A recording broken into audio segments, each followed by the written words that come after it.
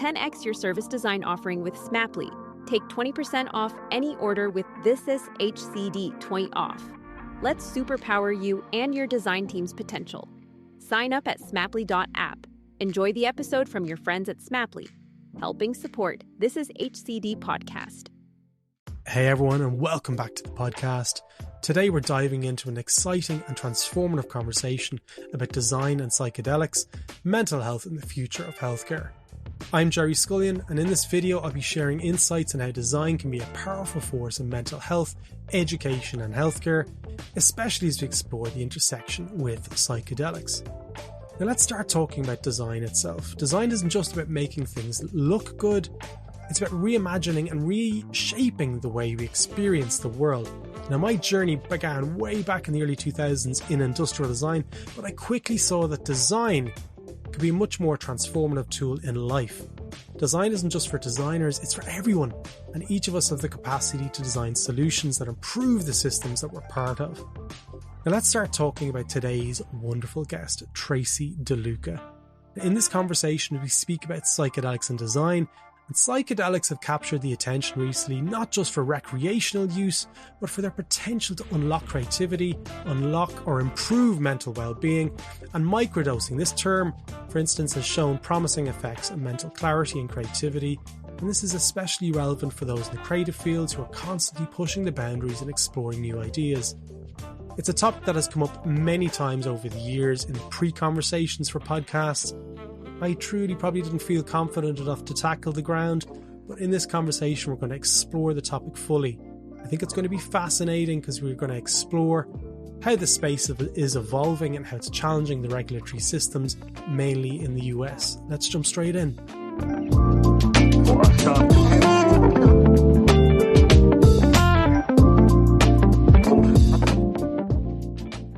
Tell us a little bit about yourself, where you're from and what you do. Yeah. So I am from Ohio, from Cleveland, Ohio, but just spent about 26 years in San Francisco. So just about, 26. Yeah, 26. Yeah. And just moved to Austin, Texas a couple months ago. So I am now looking to explore what the design scene looks like here in Texas. Yeah. Never thought I'd live in Texas, but it's kind of exciting. Yeah, no, absolutely. Like I do know a few people in that neighborhood, so I'll be sure to connect you afterwards. But what was it like living in San Francisco for 26 years? Yeah, pretty amazing. I feel like, I guess I would say that I feel like design kind of transformed my life because I worked in advertising for about 10 years and found that kind of soul-sucking in some ways. And then also just with bursts of the ability to be creative in some ways. And and then I would say I kind of fell into working at IDEO, and that just changed everything for me because it gave me a skill set that allowed me to tackle any challenge that came before me. And I really do believe that. Like, I think design is, I say, as close to a human superpower as we have. Yeah. 100%. It is. I think it's, we elevate human superpowers. That's one of the things that we, as designers, probably think we possess, but we just need to explain to the world exactly how we get there. Because it's not even just us who has it as designers, but every single human being on this planet, every living being on this planet, actually, it's a designer in its own right. Absolutely. And I think that's one of the reasons why Neil connected us, because when I was speaking to Neil the last time, we were talking even more around his own personal journey. But we always tap into the natural ecosystems and habitats. Mm-hmm. And, the more you go into, and especially if you've read his book, folks, I totally recommend it. We explore a lot of the same kind of systems and the rules that we have as humans, as everyone else on this planet that we share it with. Yeah. How did you find Neil's book? Let's see. Last year I started to do a course on regenerative economics. And started to learn about different financial models and how to think about economics in a way that more reflects natural systems. And I came to that because working in healthcare, you keep butting up against the same financial models and wondering why you're getting the same poor outcomes. And it's like, oh, well, it's the starting conditions of the financial model. So if that's the case, we need to think more creatively about financial models. So I started to take this course, and I met an economist named Bennett Zellner out of the University of Maryland. And I think he's the guy who first talked about Neil and shared his book. And then as soon as I started listening to it, I was just like, more of this. This is the key to unlock all of the, just the blocks that I was having as a designer as it's working on more and more complex projects. 100%. Yeah. So as regards the work that you've done, like, when we were speaking there before, you said about IDEO. I know you've got your own practice and you primarily work in the healthcare space. But one of the pieces that Neil had mentioned to me was about, this whole microdosing and macrodosing, as we're talking about. And you've actually got a course in Stanford D School on that topic. So let's talk a little bit more around the origins of this course. Because I'd love to learn a little bit more on how you arrived on that topic. Yeah, well, I have a colleague of mine, Elisa Fennenbach, who has been working at the D School for many years, and she actually went to Stanford for her undergrad and grad school. So she's the one who originally started planting the seed and testing the waters and seeing if the D School would even be open to this idea. For me, I had my own personal healing experiences with psychedelics in the therapeutic context, and came to learn just the power of the medicines. And so because I had the healthcare background and, she had the design education background, it seemed like a perfect fit. And then the D School was kind enough to give us a pop-up class to see if we sank or swim. And no surprise, it turned out to be an incredibly popular pop-up evening. We had an amazing panel of guests. We had some hands-on design experiences for people to go through.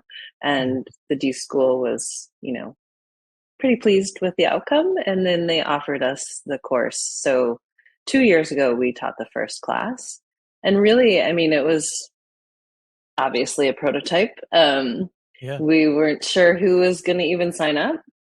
And we're surprised to find, it was a mix of people, many of whom had never even had their own personal experiences with psychedelics, but we're just curious. And so, and many of them weren't even designers. So many of them, it was the first class that they were taking at the D School as well. So just introducing people to the concept that this entire ecosystem needs to be created in order to provide people with access to care. And even people in the space aren't thinking about it that way. Right. Okay. Yeah. As a disclaimer, I've never done any psychedelic stuff. Okay, so I am really interested to see how this. There's a correlation between this and creativity, and I know that's a lot of the stuff that we're going to be chatting about here in this episode specifically. So let's get down to the mechanics of it. So are we talking about LSD? Is that like my naivety coming into this? We're taking small doses of that drug. There's many different medicines that you can take in microdosing form. And I will caveat by saying I am not promoting. Well, I'm definitely not promoting illicit use of any type of drug, but also I'm a designer. That's my expertise. I'm not a clinician, and I'm not like a yes. So I can't really talk in specifics about like, oh, you would take this much of this on these days or do anything like that. So now that that's out of the way. Same with me, folks, just as a disclaimer there, if anyone there is going to go, well, Gerry said, and Tracy said, we didn't. So, we're going to have an open conversation about it anyway. Yeah. No, but you can, psilocybin, which is mushroom, many people microdose that. LSD, definitely. And even ketamine. There's a company called Joyous that prescribes low dose of ketamine for microdosing purposes. And ketamine is legal in the US. It's prescribed off label. It was originally, it's an anesthetic. And so because of that, people can get access legally. Okay. So how many states in America legalize ketamine? And That's on a federal level, so all states. Oh, great. Hmm. Wow. Okay. Yeah, which is great. And then, the FDA here in the US in August just rejected an application for MDMA through MAPS/Lycos. They were looking at it as a, PTSD Okay. treatment, and unfortunately they just rejected it, which was something we were all waiting for, that again would happen on a federal level to make it easier to provide people with access. But Oregon and Colorado right now have legalized certain medicines, and if they're used in a therapeutic context within like strict guidelines, then people can get access to care. But it's pretty limited, and considering how many people deal with mental health challenges, it's just really hard for people to get access. So what's the angle, I guess, from, when governments are prescribing this? Why would they prescribe ketamine or allow at a federal level ketamine to be made accessible to the public? What's the argument for that? Just for people who are listening in who are kind of like, what? Like, I would love to have that devil's advocate conversation. Well, again, it's because it's prescribed off label, which means that once it's approved by the FDA for one thing, it can be used for other things. Okay. So I would say it's a little bit of a loophole as to why it's, federally available. But because of that, clinicians started creating ketamine clinics, maybe 10 or 15 years ago. I think originally it was more like anesthesiologists who were like popping up these ketamine clinics to provide people with the mental health benefits. And, now that's expanded, more like therapists and, less on the anesthesiologist side. So you can go into and kind of there's many different ways that the set and setting, as we talk about in psychedelic space, how that comes to be. But, traditionally you're going to walk into a space that looks like a therapist's office with the old couch and some comfy pillows and blankets. And, you can get an injection, you can have it through IV form, you could do lozenges, and I'm just imagining my mom hearing this particular episode, who's in her 80s. She's like, what? I don't believe it. You have to understand the trajectory of where I'm Irish. I grew up here. The church had its stronghold all over the country. It wasn't until I think it was 93 where contraceptions were made legal in this country. So we've come a very long way, but we still, marijuana and weed and grass, it's still illegal in this country. So, and for most parts in Europe as well, it's still illegal. But I have been to Colorado when it was just made legal, and it was just absolutely hilarious for me to experience and walk around and just kind of go in a state of just like, this is unbelievable. Like, people were eating gummy bears, and people were like, I was like, this is a complete another sort of the future from where I've come from, my background in Ireland. Sure. So it's like America's been over on this journey for the last probably 10, 15 years. I don't know when Colorado legalized. They were the first state, I think, weren't they, in the US to legalize? Oh boy. Yeah, I don't remember exactly. I know that California tried. We were usually one of the first to try in California and then get smacked down. And then some other state was like, we can do it. So let's talk about the course. Okay, in particular, how did IDEO receive the proposal that you were going to talk about psychedelics and creativity? How was that? The D school, not IDEO. Not affiliated. Yeah. Did I say IDEO? D school. Oh, no problem. Yeah, I mean they're related in lots of ways, but this didn't have anything to do with IDEO. So the D school, I think at first blush kind of were very hesitant. I think they said something like, we can't teach a class about drugs, which, fair enough as an initial thought because of the things that you just said. I mean, even though, the US is different than Ireland, and it still has a lot of puritanical kind of aspects to it.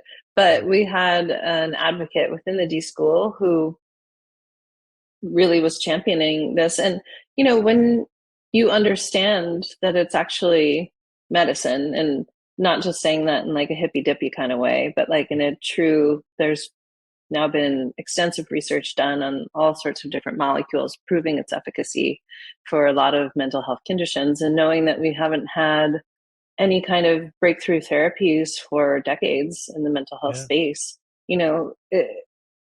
what that person said was the fact that you're thinking of it that way is the very reason why we should be teaching this class. Yeah. Yeah. Absolutely. Yeah. And it makes sense when you put it into that context. Yeah. So what are the alternatives? What's, if you imagine somebody is entering that ecosystem and they've got mental health problems, there's obviously talk therapy, there's other various types of therapy, CBT. Mm-hmm. And then they get to the point where medication is probably being discussed. In America, how is that journey? What does that look like for somebody who enters into the system, that they can get access to these ketamine, or soon to be probably MDMA? What does that look like? What's that service experience like? Yeah, I will just say it's pretty poor. Our mental health offering in the U.S. and globally really is, I always use the word abhorrent. And one of the things that I did in my career, so I had a very personal experience in my family, both with my brother and my mom, who had pretty terrible mental health conditions. And so as a designer, I wanted to get closer to care. So I wanted to work in healthcare to understand what that was like. And I did a project for a large healthcare system where they wanted to look at what was the inpatient psychiatric experience. What did somebody go through who was in crisis, right? So somebody who is either a threat to themselves or others, and looking at their offerings for the entire system. And I was shocked because I knew it was bad from my own family's personal experience, but going in there and seeing that from a system perspective, there really wasn't any sort of coherent strategy holding any of it together. So that's actually why I turned to exploring, things like psychedelic medicine to say, is this a better alternative? And so, if somebody is in the traditional healthcare system, likely they're facing challenges at every turn, whether that's trying to get access to a therapist, trying to get access to a therapist, that is covered by their insurance, because in the US, we have convoluted way of paying for healthcare. Somebody that understands them, somebody that has a modality that is resonant with them. So like you said, it could be CBT, it could be, talk therapy, could be somatic therapy. Like there are all these different modalities. And they work for people in different ways, or they don't. There's no guarantee. Even CBT, when I first started in healthcare, that was really exciting. And people are like, CBT is kind of the future. But really what it was is that CBT was easy to productize. It was easy to turn into software and, offerings like that. Yeah. And so, if somebody is interested in doing ketamine therapy, say, again, it's still a little Wild Westy and a little crapshooty. It's mostly built on referrals and recommendations and kind of word of mouth, like who is doing this with integrity. And,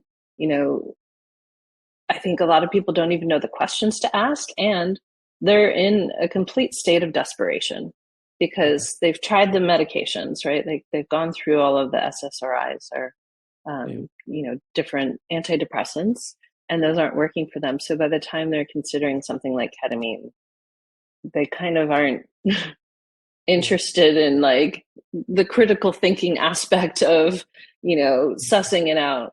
And so that's where I think as a designer, I'm really interesting.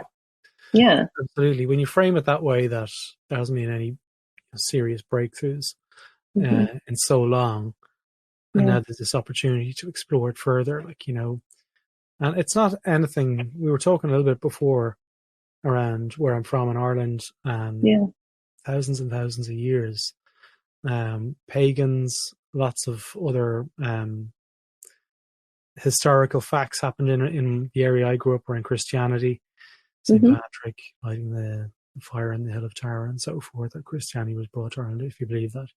But anyway, that's a side point. But at that point, there was a lot of experimentation happening among the communities pre-Christ, 3,000 years pre-Christ. Of course, there was things happening on the land. There was mushrooms that were growing. There was definitely experimentation, and there's signs of this. So it's still, at this 5,000 years later, there's still a stigma around us talking about this. You know, as we're talking, I'm like, what do I have to flag with Apple about this episode in particular? Do I have to flag anything where I talk about promotional use of drugs? Society is really kind of nervous about these things. And there's probably, you know, good reason in some parts of the world where, you know, misuse of drugs and so forth, and, you know, they can lead to addiction and, you know, death and crime and all of those, you know, kind of interconnected kind of cultures. What other things are holding people back from experimenting in your mind? Oh, well, certainly the stigma and the legal structures. As you were bringing that up, though, like 3 different books popped up into my mind, and I thought I might just share them. One is The Dawn of Everything. I don't know if you've heard of that, but when you were talking about, you know, 3,000 years before Christ and like different narratives about civilizations that have come to be. David Graeber was one of the 2 authors. I can't remember the other gentleman's name, but they look at original source material. It's a really thick book.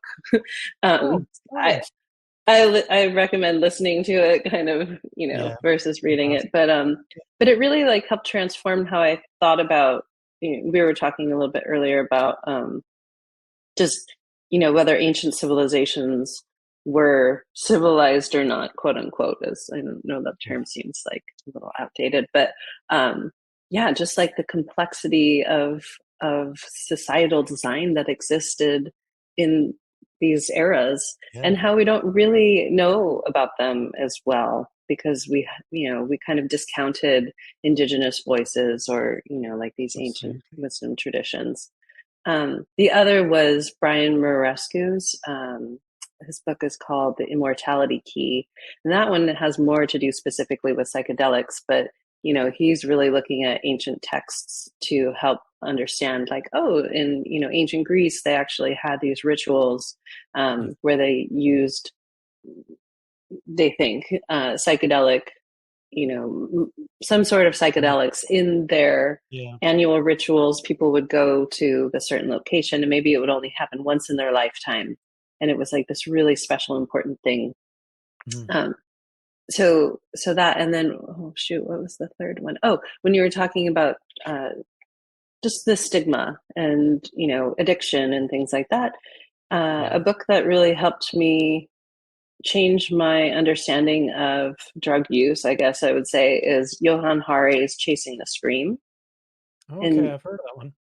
Yeah, and so he, you know, he kind of lays out what was happening in like maybe the early 1900s, and then fast forward, and then when the US was like, hey, drugs are bad, drugs are illegal with Nixon, and, you know, and then kind of imposed that on a global scale. And so it's kind of ironic that now the US is, you know, on a state by state level, making these decisions about the legality of drugs that on a global level, like, is not okay. Like, we created the rules, we push the rules on everybody else, and now we're like, oh, guess what, we're the US and rules don't apply to us. That's never happened before. keep on the tracks, Tracy. Keep on the track. So talk to us. I mean, we mentioned there about when you were doing the course at T School. Well, what do you cover off in that course? And I'm not promoting the course, I don't know the course, but I'd love to explore about the attendees and what was the outcome that you were hoping for them to achieve by taking that course. Yeah, well, it really was like a broad scan, again, because we didn't know who was going to be coming, at least in the first class.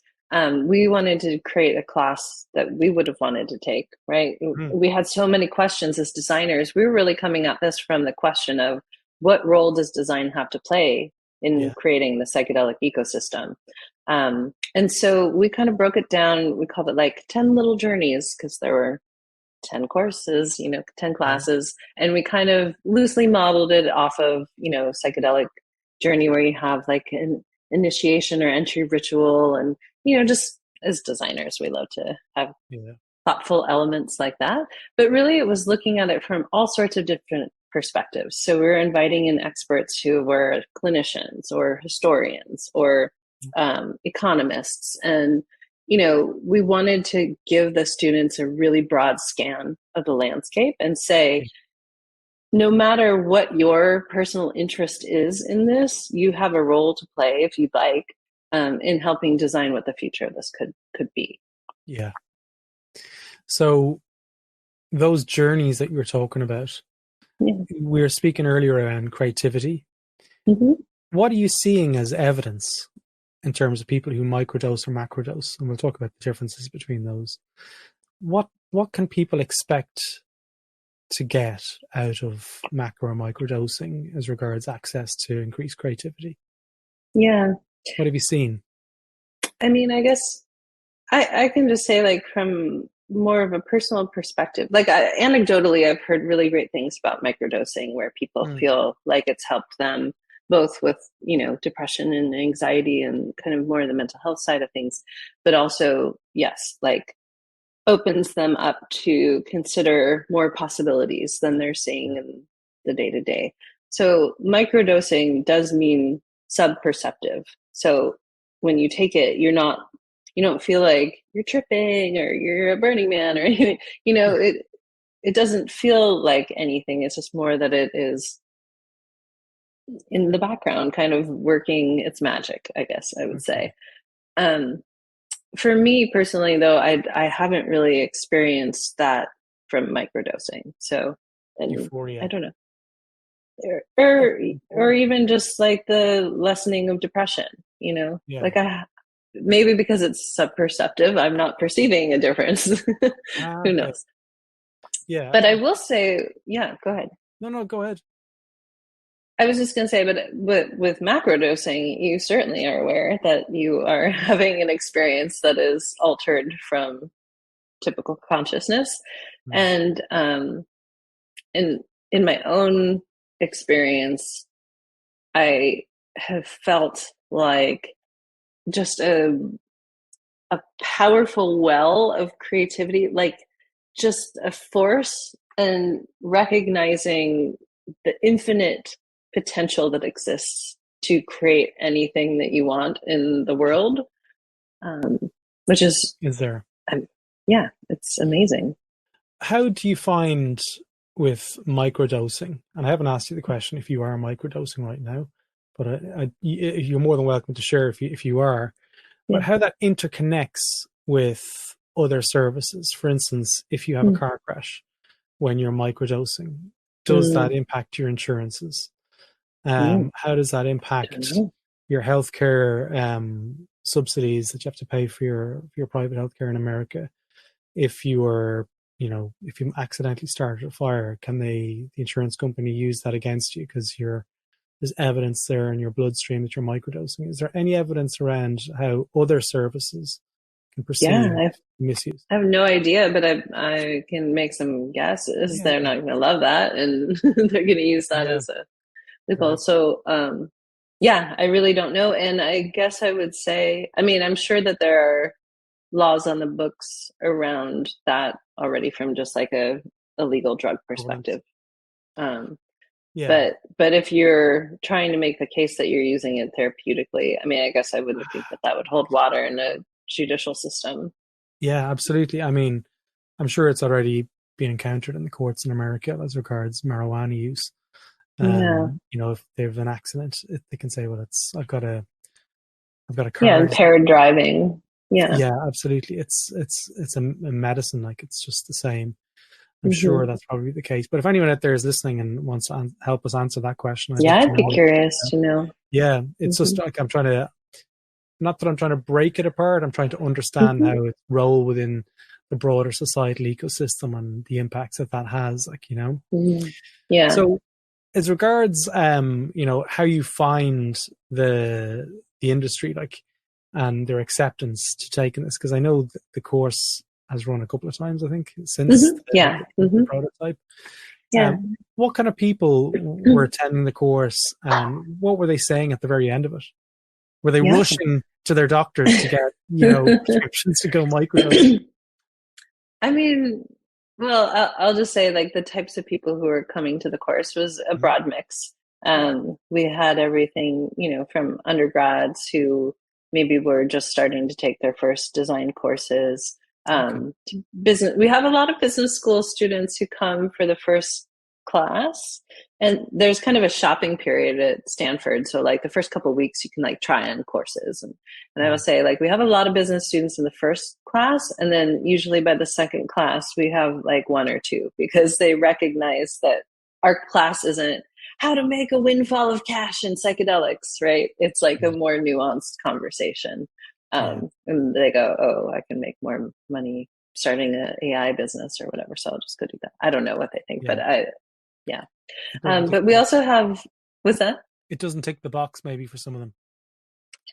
Yeah, absolutely. I mean, I think, people do, and they do think that, like, there's so much money to be made in psychedelics. It's like the great new frontier. And so let's like land grab that. And that is like a conversation that's even happening within the psychedelic space.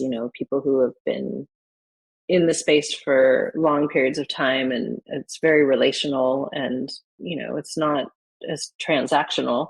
And then people who are like, okay, great. How do we patent medicines? How do we, stake our claim and 10x our returns and all of that? So you can imagine that, like any industry, there's going to be some friction there. But we also have students we have had law students. A funny thing, I like to tell an anecdote about that. So the first year we had a law student, and the law school was saying that they didn't want to give her credit for the class. And, we made a case, and we're like, here, here's all the things. And they're like, we don't see how this has anything to do with law. And it's like, really? Because it's new industry that is like currently very much about like the legal system and policy making and, all of this. And so when we turned over, our syllabus and kind of made the case, then they were like, oh, well, we don't see what this has anything to do with design. And I'm like, I don't know that the law school should be deciding what design is or isn't, but interesting. So it's pushing those buttons, isn't it? Like that's what you're kind of hoping for, that to start these conversations to get it more widely acceptable. Yeah. So she ended up taking the class anyway, and just taking another class to get credits and, whatever. It is kind of like at that point. And I'd love to know, I know Jessica Hish, who was on the podcast there a couple of months, or Hish, I think is how Jessica pronounces it, just wrote a blog article, and I got the blog, I've got a feed set up on my email about being open about microdosing. And, it was something that I was relatively aware of, but I wasn't sure about, what does that look like? And I guess for people out there, and myself is probably somewhat, I'm included in that, there's probably an air of kind of like, well, how could it go wrong? Is it regulated in terms of what does that space look like? But now that I've learned from this, it's definitely regulated. It's passed through FDA approval. No, only ketamine is legal. And like I mentioned, that's only legal because it's prescribed off-label. So any kind of microdosing with any other kind of molecule is definitely not. No. And it's not regulated. And so, just like any other kind of, like that, it opens itself up then to a degree of risk, which is why we want it to be accessible to people in a legal fashion. Okay, that makes more sense. So there's a black market then operating in terms of people who want to microdose, even in San Francisco and anywhere else across. Yeah, well, I will say, now that you bring that up, on a citywide level, places like San Francisco or Oakland, I think Ann Arbor, Michigan, there's a handful of cities that have, what do they say? not decriminalized or whatever it is, they've made it like the lowest priority for the, police officers or whoever to enforce it. And so it doesn't make it legal, but it just makes it like, we're not going to bother to prosecute anybody. So a more gray area, more confusion. It's not far away from those discussions of should we legalize it because it's so low on our priority list. Mm-hmm. It's usually an indication at that point that it's not that far off being regulated and, being decriminalized, so to speak. Yeah. And I mean, and so I had mentioned that the FDA had rejected the application from Lycos around MDMA, but there are more applications in the pipeline for the FDA to potentially approve around psilocybin, LSD, other molecules. So it's not a closed, it's not like that door closed and it's all over. It's just that it's more of a delay, and that means that more people suffer needlessly waiting for these medicines to get in their hands. Absolutely. I'm looking on your LinkedIn here at the moment, and I'm trying to find when the next course is. Is that something you're currently exploring? Yeah, well, Stanford did approve us to teach a third year, and so that will happen in the spring of 2025. Okay. And so, if folks who are listening are Stanford students, they can take that. And then also my colleague who I mentioned co-creating this with, Elisa Fendenbach, has the School of Psychedelic Design, which is basically teaching similar content that we teach at the D School to folks outside of Stanford. So wanted to make it accessible to people more broadly. And I believe she has another course starting in the fall sometime. So if people are interested and they want to look that up, the School of Psychedelic Design. So as regards your own work, Tracy, I know you've got your own practice and you've just moved to Austin in Texas. Yeah. Talk to us about the kind of work that you have done and are looking to do more of. Yeah. So for the past, I would say maybe like 5 to 7 years, I've traditionally worked with large healthcare systems, coming up with new care models, like I mentioned, like what's the future of primary care? What's the inpatient psychiatric experience look like? How do we help people who have diabetes kind of manage over time around behavior change and things like that? So, now that I have this work in the psychedelic medicine space and have been really thinking about the role of design for the past, I'd say like 3 years or so, that's another aspect of the consultancy that I'm offering. And that would just be working with organizations that are interested in how do we provide people with access to this, or organizations, like nonprofits and things that are looking at it from an advocacy or policy perspective. My work is really, I love coming up with, initial strategies, taking a mess of ideas and kind of solidifying it into something that people can take action on, and then helping it get to the point where you can start actually building something. Yeah. And then once it starts to become operationalized, that's usually when I move on to something else. Yeah. So, yeah. Going back to the psychedelic piece, I noticed on your website and LinkedIn, you talk about being there's other places like the School of Psychedelic Design. Is that something that runs other courses in the space as well? So I actually was more helping to get it started, and then so the course that I mentioned that's happening in the fall, that's So for people who want to learn more about psychedelics and design generally, who may not be able to get access to the course in D School, what resources, I know you mentioned 3 books, but what resources are out there for people at the moment? And I don't know, you might already have something out there at the moment you can promote yourself, but for people to explore more in this space, because it sounds like it's really interesting, and it sounds like it's going to become a broader part of therapeutic and design. Where are the places you go to find new information? Yeah, well, I think if you're really just getting started and like curious about the space, Michael Pollan's book, How to Change Your Mind, is like the best resource. He goes through his own personal journey and really talks through like the different medicines and what their use cases could be and kind of what effects they have on their body, on your body. And if you don't like to read, there's a Netflix special called How to Change Your Mind, which is related to the book and similar, easy to access, layman's language, you know. So I would start there.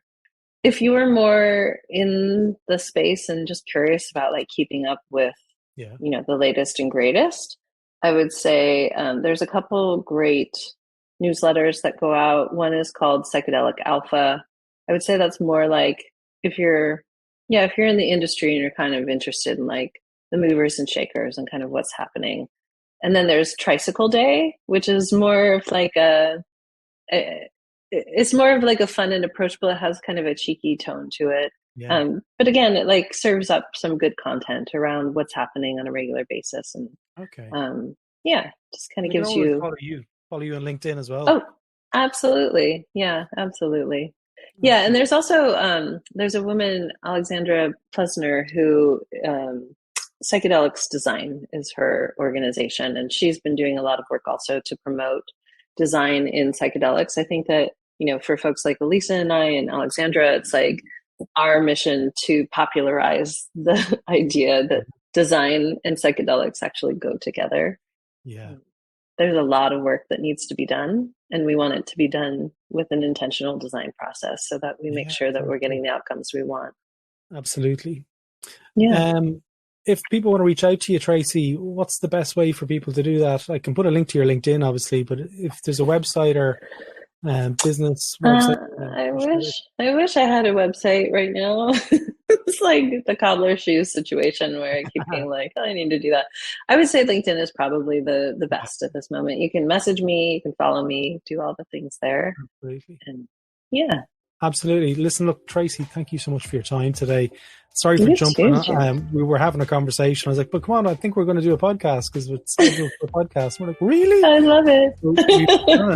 That's, you know, sometimes the best conversations come out of that. So that's great.